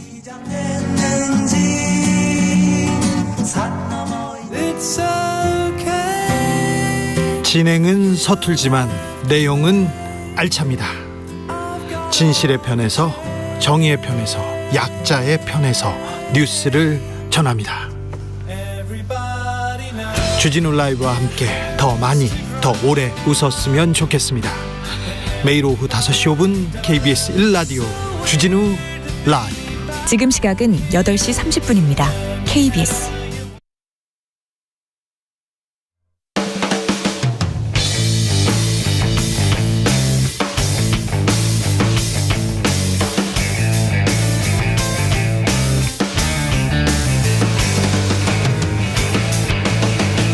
최경영의 최강 시사.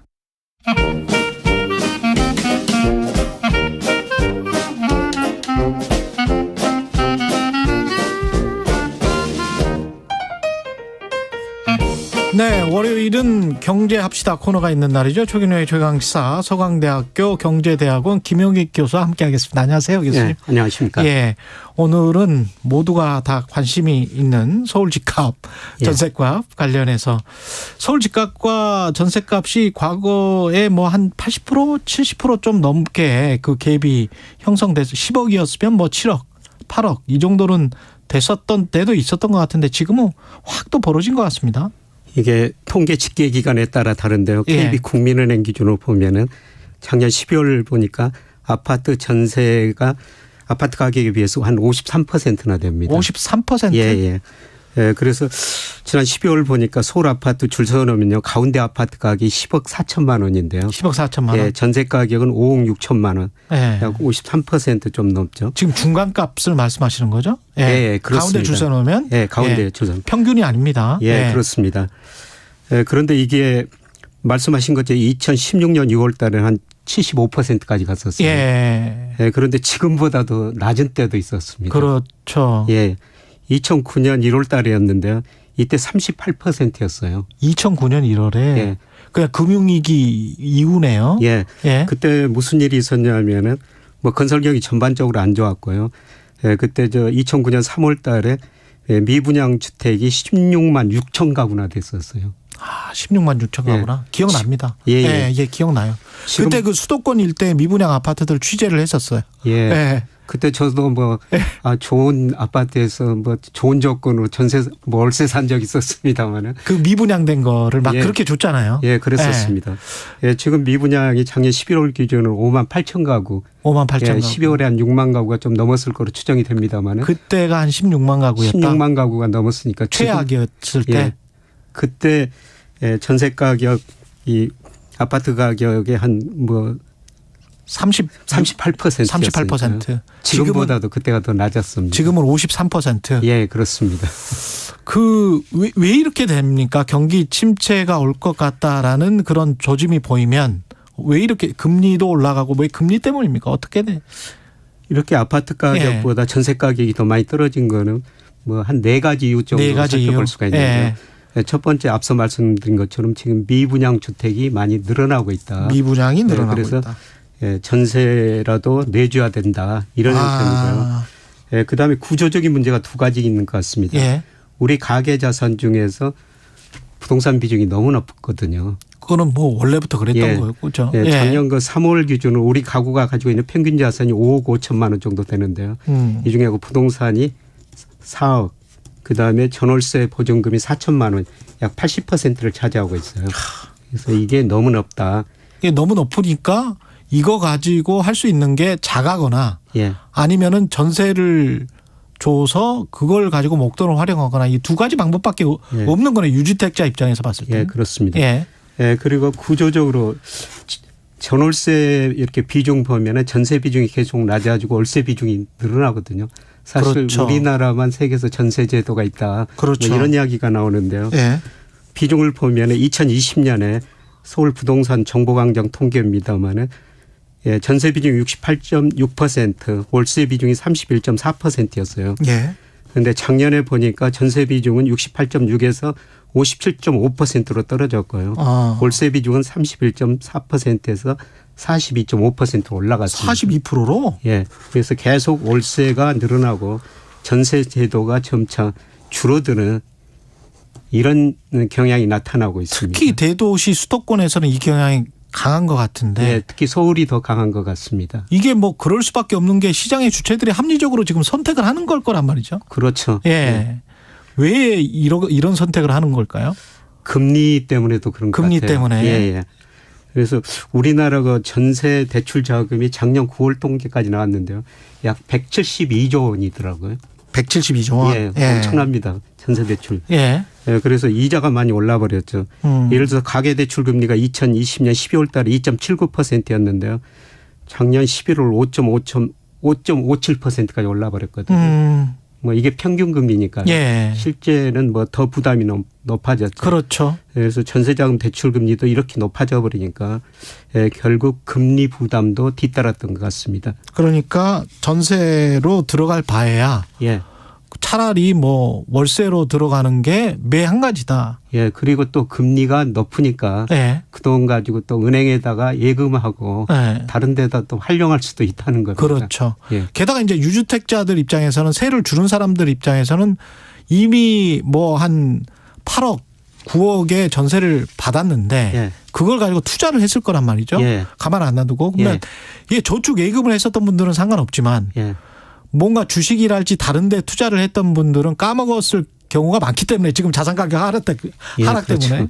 예, 뭐 코스피가 3,300 갔다가 최근에 그렇죠. 2,200 뭐 이 정도 떨어졌으니까 30% 이상 떨어졌으니까 만약 그 돈 가지고 주식 투자를 하셨다면은 그렇죠. 상당 금액을 손해 본 거죠. 그런데 이제 돌려달라라고 해서 전세가가 오히려 낮아졌어. 그러면 돈까지 잃었는데 오히려 낮은 가격으로 이제 전세 자금을 내놔야 되니까 몇 억을 다시 돌려줘야 되는 그런 상황이 발생할 수도 있는 거 아니에요, 지금? 예. 현재 상황이? 예, 그래서 전세를 내준 분들이 지금 전세 가격이 떨어지니까 여러 가지로 힘들죠. 그렇죠. 그래서 최근에 여러 가지 뭐 제조들이 다양한 아이디어들이 나오는데요. 예. 그 역월세라는 것도 나오더라고요. 역월세는 뭡니까? 역월세라는 것은 예. 집 주인이 전세 사는 사람한테 돈을 주는 겁니다. 예를 들어서 전세 가격이 5억에서 4억으로 떨어졌다면은 그 1억만큼 내가 돌려줄게. 네, 은행 이자해서요. 예. 1년에 40만 원, 50만 원. 그렇죠. 오히려 1억이 지금 저 서울 같은 경우에 40만 원 정도로 치더라고요. 예, 금리 그렇습니다. 때문에. 예. 그래서 이런 역월세 월세 제도 같은 것도 나타나고 있다고 그러고요. 그러네요. 그러니까 1억을 못 돌려주면 40만 원을 오히려 집주인이 전세 세입자에게 돌려주는. 그래서 돌려주는. 계속 좀 살아라. 예, 그렇습니다. 뭐 이런 방식 그럴 수밖에 없네. 1억을 내줄 수 있는 여력이 없으니까. 여력이 없으면. 예. 이런 역월세 제도 생기고요. 그다음에 과거에는 그 집주인이 전세 들어온 사람들을 과연 저 집을 잘 유지할 수 있을 것인가 이런 거를 관심을 가졌는데 오히려 지금 거꾸로 되고 있다는 겁니다. 오히려 전세 들어온 사람이 집주인을 면접한다는 겁니다. 이분이 나중에 전세금을 돌려줄 수 있을 것인가. 그만큼의 재력이 되나. 그만큼 지금 전세 수요보다는 공급이 많다는 것입니다. 그러네요. 그래서 최근 그 KB국민은행 주간 통계를 보니까요. 전세 공급이 많다 이런 사람들이 많지 수요자는 계속 이축되고 있거든요. 근데 그 수요자들도 어쩔 수 없이 그러면은 어쩔 수 없이 월세를 선택하는 겁니까? 예, 그렇죠. 수요자들도 또 소득이 많지 않으니까. 그렇지. 최근에 임금 상승률도 둔화되고 뭐 자산 가격도 떨어지고 전체적으로 우리 가계가 좀 가난해지고 있거든요. 수요자들도 가난해지고 있다. 그래서 전세금을 한 번에 줄 돈이 없으니까 수요자들도 전세보다는 월세를 선호하고. 그동안 이제 전세 내주신 분들은 계속 전세금을 받아야 되지 않습니까? 그래서 월세는 약간 상승을 하고 전세는 가격이 떨어지고 그런 현상이 나타나는 것 같더라고요. 예, 그래서 최근에 보면 월세는 계속 오르고 있어요. 월세는 작년 12월 보니까 전년 동기 대비 한 6% 올랐거든요. 물론 최근에 돌아서 조금씩 그 증가율은 낮아지고 있는데 아직까지 월세는 수요가 있으니까 계속 오르고 있습니다. 시장 상황이 이런데 정부의 대책은 주로 미분양 걱정, 그다음에 매매가 걱정 이런 식으로 그 매매가에 관한 신경을 많이 쓰는 것처럼 지금 느껴지거든요. 사실 전월세 세입자에 대한 거는 별로 좀 지원책이 없지 않나 뭐 이런 느낌도 드는데 어떻게 보세요? 예, 정부의 기본적인 생각은 뭐 주택 가격이나 전세 가격은 방향이 같다. 예, 주택 가격이 안정되면은 전세 가격도 안정될 것이다. 이런 생각을 해볼 수가 있고요. 예. 예, 그리고 정부 입장에서는 예, 주택이 매매돼야지 뭐 취득세, 재산세, 양도세, 종부세 이런 것들이 나오지 않습니까? 세수가 들어오죠. 예. 예. 그런데 뭐 전세는 그렇게 변동이 없고요. 세수는 0이죠. 전세는. 예. 그리고 앞서 말씀드렸습니다만 예. 지금 미분양이 계속 늘어나고 있거든요. 거의 6만 가구 추정이 되는데 예. 이거를 좀 해소시켜야지 주택 가격도 안정되고 건설자도 안정될 것이다. 예. 이런 측면에서 사실 그 전세는 별로 신경을 안 쓰고요. 아, 그렇군요. 집값 안정에만 신경을 쓰는 건데요. 그런데 늘 말씀드립니다만 사실 집값이 그동안 가대평가됐기 때문에 정부에서는 연착륙을 유도하고 있습니다만 사실 뭐 일부 지역에서 큰 폭으로 하락하고 있지 않습니까? 예. 뭐 경착륙 우려가 높아지니까 뭐 주택 가격 여기 안정에 대해서만 좀 신경을 쓰는 것 같습니다. 근데 이렇게 지금 상황, 시장 상황 아까 뭐 53% 정도라고 했고요. 매매가와 전세가의 갭이 예. 2009년에는 최대 38%까지. 예. 그러면 이 상황은 계속 지속될 건지. 예. 그러니까 그 전세가와 매매가의 갭이 벌어지는 이 상황. 그리고 정부는 어떻게 해야 되는지. 금리는 어떤 영향을 미칠 건지 좀 종합적으로 한 2분 정도 남았네요. 예, 그래서 가장 예. 중요한 거는 이제 전세에서 월세로 가는 추세다. 예. 이런 것 생각하면은 전세가의 집값보다 상당히 낮은 수준을 계속 유지할 것이다. 계속 이 물론 갭은 조금 오를 수가 있는데요. 예. 그런데 금리 측면에서 보면은 좀 긍정적인 요인도 나타나고 있어요. 그렇군요. 한국은행이 계속 그 금리를 인상했지 않습니까? 예. 그러나 오히려 그 시장 금리는 떨어지고 있죠. 이게 이제 끝이다. 예. 시장 금리가 대표적으로 국고채 3년 시장 금리인데요. 예. 그게 작년 뭐 10월 뭐 11월 4.5%까지 갔는데 지금 최근에 3.4%까지 떨어졌거든요. 4.5에서 3.4로. 예.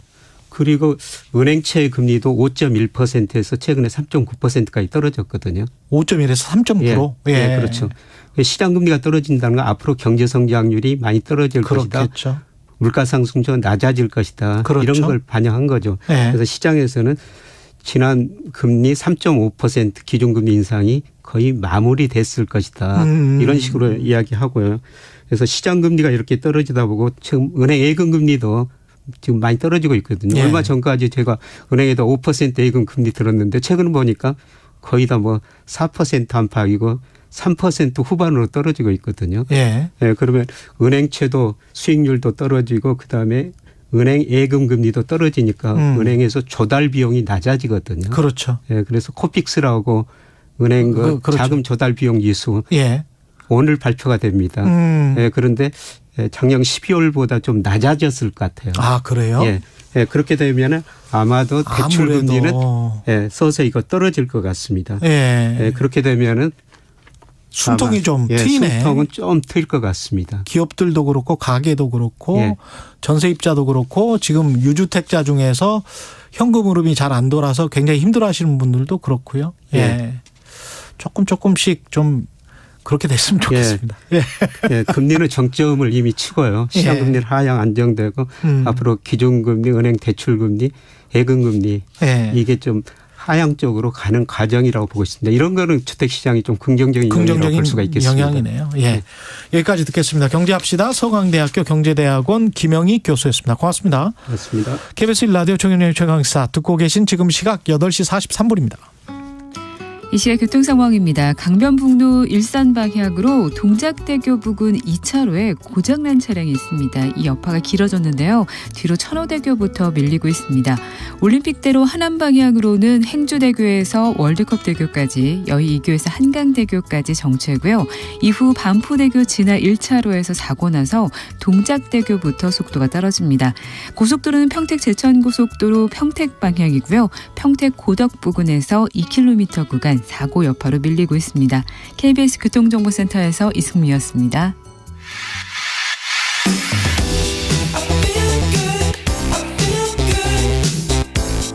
세상에 이익이 되는 방송 최경영의 최강시사.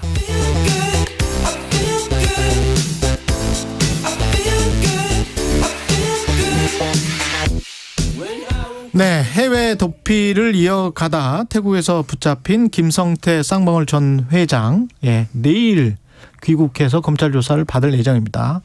이게 이재명 민주당 당대표와의 변호사비 대납 의혹과 어떤 관련이 있는지 핵심 인물로 꼽히고 있는데 김준우 변호사와 주요 쟁점 아주 객관적으로 드라이하게 좀 짚어보겠습니다. 안녕하십니까? 네, 안녕하세요. 해외 도피 가고 싶은 김준우입니다. 뭐라고요?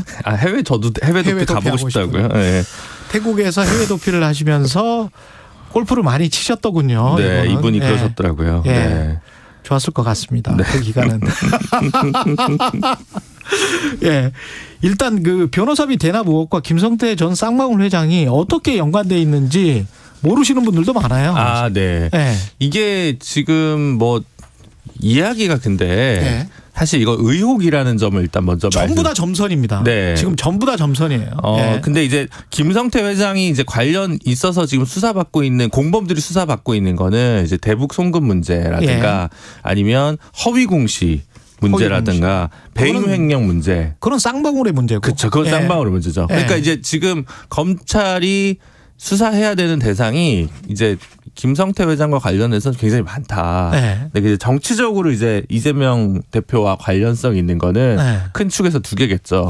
대북 송금 문제. 그렇죠. 왜냐하면 이건 이제 이화영 전 부지사와 관련성이 어느 정도 있다고 보여지니까 그게 이재명 대표와 직접적으로 지금 연관성이 드러나지는 않습니다만 정치적 타격이 될 수 있다는 점에서 어쨌든 귀추가 주목되는 지점이 있는 것 같고요.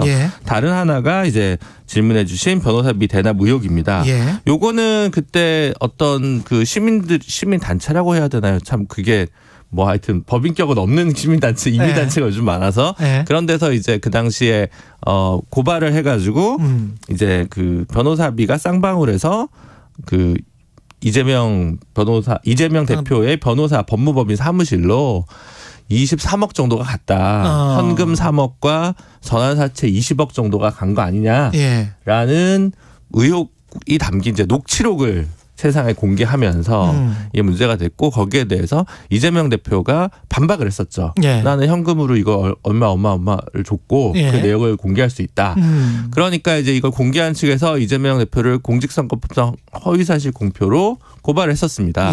근데 이제 공직선거법상 그 관련된 공소시효는 6개월인데 검찰에서는 이 CB 전환사채와 관련된 유통 부분에나 편법적인 부분이 있는 것 같은데 어쨌든 현재 상황에서 이재명 대표가 한 얘기를 허위라고 단정할 수는 없어가지고 그거는 이제 불기소로 정리가 됐었죠. 불기소로 정리가 됐는데 이제 다시 주목받고 있는 부분은 결국은 이제 이 만약 실제로 대납이 됐다면 각종 뇌물죄나 횡령죄나 등등 여러 요소가 있을 수 있으니까 검찰에서 들여다보겠다고 하는 건데 문제가 됐던 건 쌍방울 계열사 쪽에서 모 법무법인 이남석, 이태영 이런 변호사분들이 있는 그 법무법인에 20억이 한번 입금되는 흔적이 있다는 거예요. 20억이. 근데 그거는 나중에 소명을 보니까 어떤 명목이었습니까? 인수합병과 관련된 에스크로 계약이라고 하는 명목으로 들어갔다가 에스크로 같은 경우는 신탁으로 그냥 돈이 거기에 그냥 묶여 있는 거죠. 일종의 사적 공탁이라고 보시면 공탁이라고 보시면 될 것 같습니다. 쉽게 얘기하면 이거 하면 이거 줘 이러면서 내가 뭐 해줄게 그럼 돈 줘. 동시 이행의 관계인데 믿을 수가 없잖아요. 그래서 법무법인에다가 20억을 했는데 놔두고 그 조건이 성취가 되면 돈을 주는 건데 액수가 마침 그렇게 맞아떨어지니까 그 돈은 딴 목적의 돈이었다라고 하는 게 이제 쌍방울이나 법무법인 쪽의 소명이었던 주장이고. 거고 만약 그게 아니라고 했으면 이미 검찰에서 덮쳤겠죠. 근데 20억이 돌아갔다는 거예요. 에스크로 조건이 성취가 안 돼서 20억은 쌍방울로 돌아갔다고 하는 것이 지금 보도고요. 아, 그렇군요. 네. 그러고 나니까 근데 검찰에서 이제 이상하게 보는 거는 그럼 법무법인이 이 지금 결국은 뭐냐면 이재명 대표가 도지사 시절에 마지막에 공직선거법으로 형수 이런 거 관련된 욕설 등등과 관련해서 강제 입원 자기 형님분 이거 발언 관련해서 허위사실 공표 관련해서 이제 공직선거법 위반 혐의로 1심, 2심 대법원 파기환송심까지 했는데 여기에 등장하는 변호사가 20여 명은 되는데 20-30명 되는데 이게 3억이라니 2억 몇천이라니 이건 너무 저렴하지 않냐. 검찰의 주장은. 검찰의 시선은. 근데 변호사 친구들한테 저도 물어봤는데 사건의 성격에 복잡 다단성. 네. 그러니까 사건이 아주 단순한 허위사실 공표면 네. 2억 몇천도 말이 되고 네. 아주 복잡한 사건이면 20억도 말이 된다. 이렇게 지금 이야기하더라고요. 그렇죠. 근데 이건 네. 복잡한 사건은 아니었다는 거죠. 아, 복잡한 사건은 아주 아니다. 복잡한 사건은 아니죠. 아. 그때 뭐 했냐. 예. 이렇게 얘기했냐. 이게 진실이냐 거짓이냐라는 건데. 예. 이제 일반적인 분들에 비해서는 조금 염가라고 생각될 수 있는 측면이 있습니다. 일반적인 무슨 말씀? 여기서 일반인을 하면 갓 당선된 단체장. 그것도 경기도지사. 아니, 그게 아니라 뭐 군수라도. 예, 군수라도? 처음으로 이제 막 어렵게 공천 받아서 어렵게 당선됐는데 날아갈 수 있잖아요. 그렇죠. 그러면 이제 공포 마케팅이 통하는 거죠. 아, 변호사의 공포 마케팅이 통하는 거. 이거 뭐 영업 비밀 말씀하시는 거 아니에요? 아니, 뭐 제가 갈 수 있는 시장이 아니기 때문에. 그렇군요. 네. 예. 검찰 정관이나 이제 판사 정관에 엄청난 그렇군요. 공포 마케팅이 있을 수 있죠. 당신 이러다가 정치인생 끝난다. 네. 뭐 그렇죠. 그렇게 되니까 누구라도 잡으려고 할 거예요. 그렇겠죠. 네, 그런 것들이 좀 있는데 그런 면에서 봤을 때는 그럼 1심만으로도 한 2억 정도는 쓸 수 있지 않아? 라고 생각하실 수도 있고 실제로 그런 경우가 있을 수 있습니다. 근데 다만 지금 이 사건에서 쭉 보시면 예를 들어 판사 출신 김모 변호사님이란 분이 있는데 예. 이분이 이제 엘모 법무법인입니다. 예. 1심, 2심, 3심 다 들어갔어요. 예. 그러면 이분은 진짜 핵심적이겠네. 그렇죠. 자세히 보시면 이분이 사법연수원 18기예요. 그러면 동기입니까? 네, 이재명 대표랑 동기입니다. 그러니까 이재명 대표가 말한 사법연수원 동기가 그 동기군요. 그 동기가 있고요. 그다음 H 법무법인의 C모 변호사님이라는 분이 있어요. 예. 역시 18기입니다. 그러니까 예. 사법연수원 18기가 한 축으로 있고요. 다른 한 축으로는 이제 캠프나 이런 때부터 쭉 같이 해왔던 지금 이남석 변호사랑 같은 법무부에 있는 이태영 변호사 검사 출신 이분이랑 그 다음에 그 서울지방 변호사회장을 했던 나승철 변호사 이런 분들은 이제 예전부터 이재명 캠프에 계속 같이 했던 분들이 있는 거죠. 그럼 이제 캠프 그 다음에 그 사법연수원 18기 요 두 개 키워드가 있고요. 그 다음에 대법원 상고심에서 거의 이제 끝난 거 아니냐라는 해석이 많았잖아요. 그때 구명운동 차원에서 그 민변 전직 회장 3분 정도랑 고참 한 분 4분 정도가 이렇게 이름을 올리거든요. 근데 이분들은 거의 서명운동 수준이라 몇백만 원 수준을 받거나 안 받거나 이 정도 수준이었거든요. 그 변호인이라는 영화 나왔을 때 그렇게 서명받은 그 정도 수준? 네, 뭐 그런 정도. 그렇기 때문에 거기서 좀 빠지는 게 있습니다. 다만 상고심에서 조금 상대적으로 중도 내지 진보적으로 평가받았던 전직 대법관님 2분이 이름이 올라가 있어요. 그렇죠. 네, 그래서 그러니까 1심에서 그리고 강찬우 전 검사장이 들어가 있거든요. 그러니까 제 말은 어떤 분은 몇백만 원, 염가. 어떤 분은 이름값으로 뭐 몇천만 원, 뭐 이런 정도가 좀 가격차가 좀 나는. 네. 신분과 대소 관계에 따라서 조금 차이가 나는. 나머지는 연수원 동기들끼리 우리 기수의 이제 단체장 그리고 이제 잘하면 대선 주자가 될 뻔했는데 너무 아깝지 않냐 이러면서 이름도 올려주고 좀 그리고 원래 그래서 그런 시장가대로 다 못 받아요. 원래 지인들 사건은 지인들끼리나 또 정치인들 중에 본인이 변호사기도 하기 때문에 그런 부분이 있기 때문에 저는 2억 3천이 검찰 출신으로는 싫겠죠. 검찰 출신 우리 지금 나가면 이거 받는다고? 우리 지금 말도 안 돼. 안 돼. 우리 지금 이거 말이 되나? 이래가지고는 시장 질서를 어지럽히는 행위야라고 생각할 수 있습니다. 그래서 검찰 입장에서는 술 먹을 때 이거 아닌 것 같은데라고 이제 얘기할 수 있는 충분히 이해가 되는데 이럴 수도 있고 저럴 수도 있는 지금 상황이네. 저 같은 사람은 잘해야 신급당 잘해야 1,000만 원씩 받았을 테니까. 그래서 제가 볼 때는 아마 많이 받으신 측근분들은 한 1,000만 원씩 해가지고 한 3,000만 원씩 정도 받았을 수도 있고. 결국 법에 따라서 하는 거라고 생각을 해보면 이름값이나 뭐 이런 거를 생각한다고 하더라도 실무는 또 그 밑에 변호사들이 하잖아요. 사실은 법무법인의 파트너들이 안 하고 그 밑에 이제 어쏘 변호사들이 글을 쓰기도 하고 그렇죠. 네, 그런 부분들이 좀 있습니다. 그래서 그거는 조금 그리고 아마 이제 이런 건 있습니다. 그러니까 그 캠프에 있었던 분들은 예전에 경기도의 고문 변호사라면서 일부러 좀 경기도 사건을 했었다거나 이런 경우도 있습니다. 그러다 보니까 나도 어쨌든 좀 신세를 졌는데 뭐 요런 감성으로 돈은 그렇고 그러면은 사람이 쌍방울 계열사 사회이사나 감사에 이 관련된 무슨 변호인단이 몇 명이 들어갔다. 요건 팩트죠. 요거는 팩트인데 이것과 이제 이 변호사비 대납과 어떤 관련이 있지 않나? 글쎄 그거는 이제 뭐냐면 쌍방울이 지금 김성태 회장이 말하자면 약간 불법적인 과정을 통해서 성장을 해오고 인수합병을 통해서 몸집을 커오지 않았습니까? 그러다 보니까 지금 뭐 여러 매체에서 보도가 되는데 계열사 합쳐서 대충 한 10년 보면 40명 정도의 사회이사가 등장하는데 17명 정도가 법조인이고 9명 정도가 검사 출신이라는 거예요. 원래 그렇다?